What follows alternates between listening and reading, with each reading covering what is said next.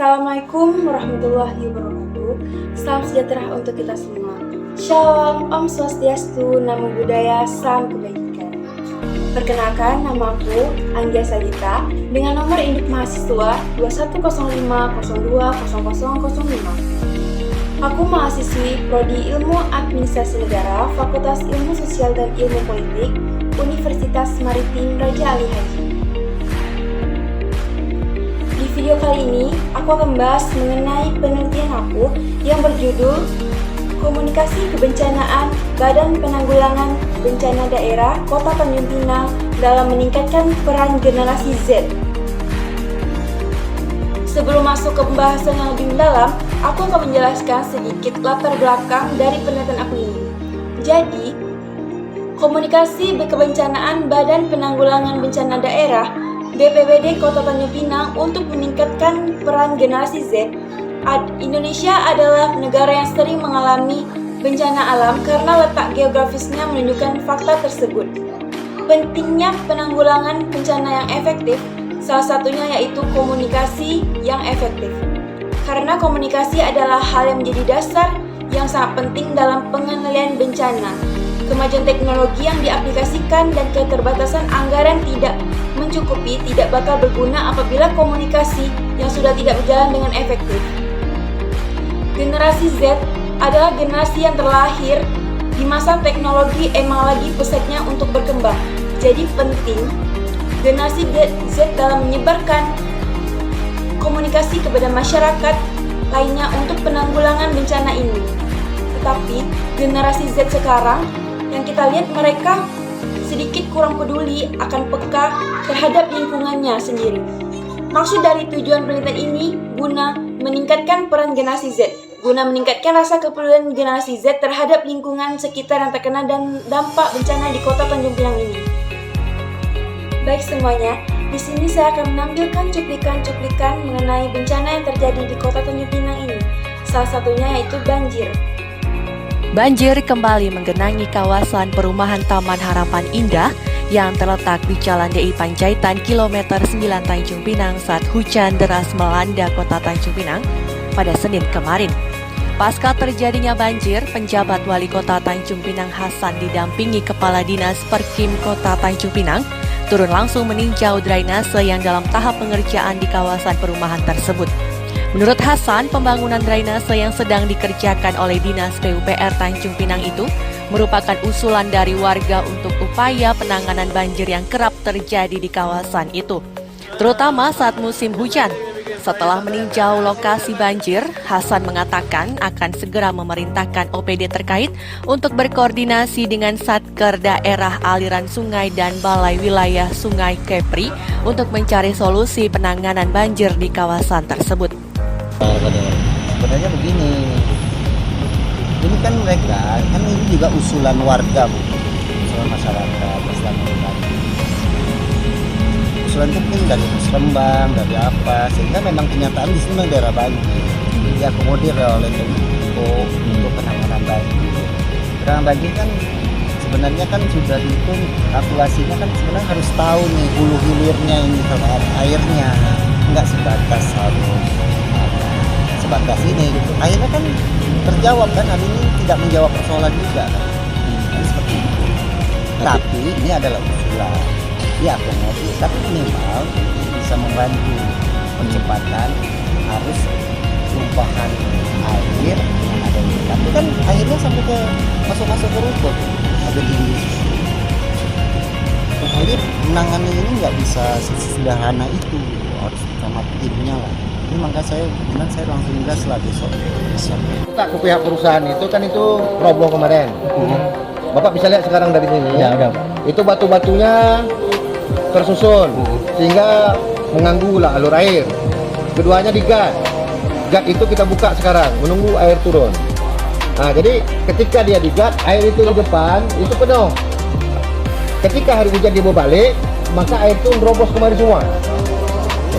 Nah, jadi gitu Pak, Bapak bisa saksikan aja di lapangan.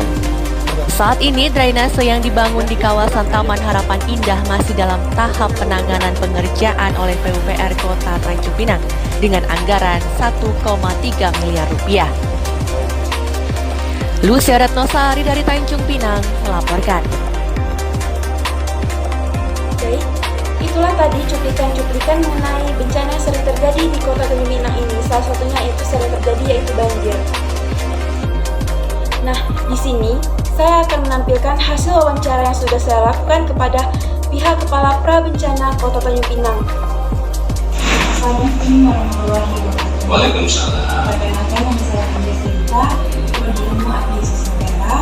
Saya berkuliah di Fakultas Manajemen dan Administrasi.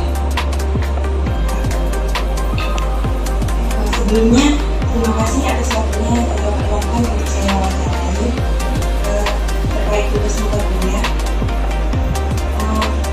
Sekarang kan Pak, kayak anak muda di lingkungan kayak kurang edukasi terhadap bencana alam, kayak kurang peduli. Padahal kan generasi Z itu adalah motivasi Pak ya, harus banyak dia menyebarkan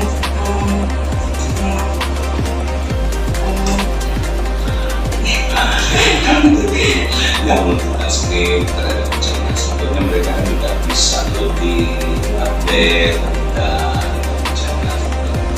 Mungkin itu yang tahap ini kita kekurangan bencana. Harus saya berkata dikasarkan karena kita tidak pernah menghadapi yang namanya bencana yang terlalu besar, sehingga kita tidak mau peduli.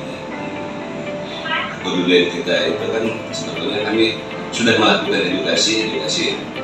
Informasi kita kan sekarang kan informasi kita ada di Instagram, ya kan Instagram kita punya radio, kita punya.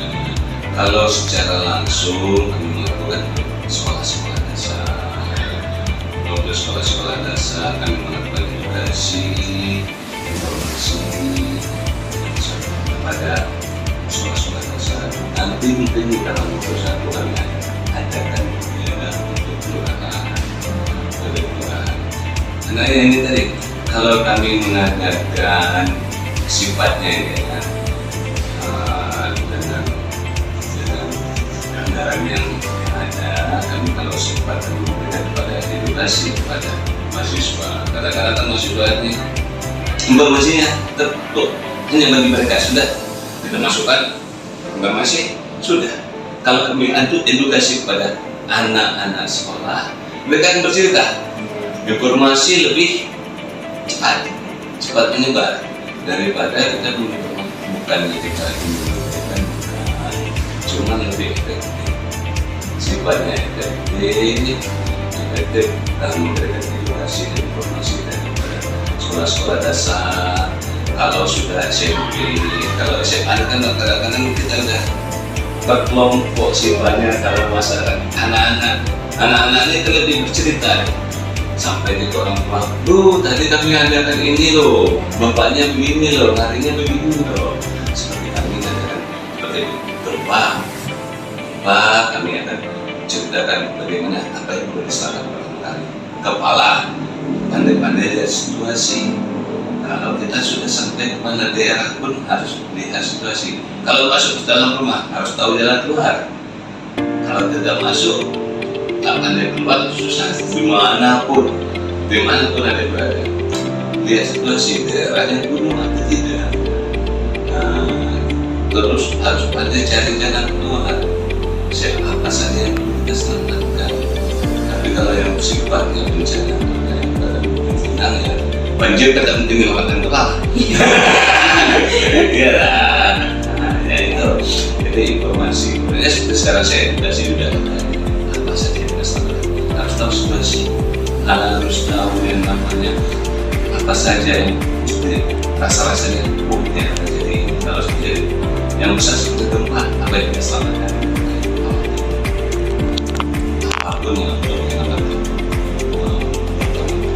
Nanti mungkin kami akan lanjutkan dari SD, SMP, kuliah juga pernah ada.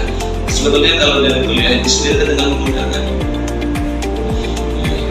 seperti Pak Ustaz dan kami dulu pada BPD, tapi ini bukan narasumber yang edukasi kami apa saja sudah mandiri.